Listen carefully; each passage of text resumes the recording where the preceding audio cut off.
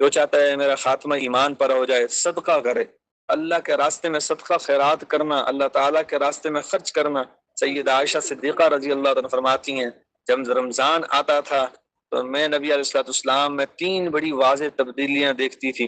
پہلی تبدیلی، نبی کریم صلی اللہ علیہ وسلم عبادت میں بہت زیادہ مشقت اٹھاتے تھے، پہلے بھی عبادت کرتے تھے لیکن رمضان المبارک آنے پر بہت زیادہ عبادت کرتے تھے، اپنے آپ کو کھپا دیتے تھے۔ اور دوسرا فرماتی ہیں کہ اپنے دونوں ہاتھوں سے اپنے مال کو اللہ کے راستے میں خرچ کر دیتے تھے۔ تیسرا فرماتی ہیں کہ دعاؤں کے اندر بہت عاجزی اور لجاجت فرمایا کرتے تھے۔ تو ہمیں بھی یہ جو اعمال کرنے چاہیے۔ اور پھر فرمایا حدیث مبارکہ کے اندر آتا ہے، مشکوٰۃ شریف کی روایت ہے، ان الصدقہ لتطفئ غضب الرب وتدفع عن میت سوء، صدقہ اللہ رب العزت کی ناراضگی کو بجھا دیتا ہے، ختم کر دیتا ہے اور بری موت سے بندے کو بچا لیتا ہے۔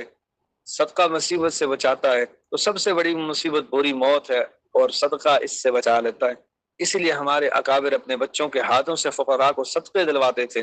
بچوں کو جب کچھ خرچ کر کے لیے دیتے تھے تو ان کو سمجھاتے تھے کہ تم اس کو جمع کرو، اور جب جمعہ کا دن آئے تو تم اس کو مسکینوں کو دو، مساجد میں دو، اللہ کے راستے میں خرچ کرو۔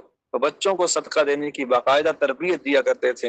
اس سے فرق نہیں پڑتا کہ آپ 1 لاکھ دیں یا 1 روپیہ دیں، اس سے بہت فائدہ ہوتا ہے۔ اس لیے صدقہ ایسی چیز ہے کہ انسان کا خاتمہ ایمان پر اور مرتے وقت کلمہ نصیب فرما دیتا ہے۔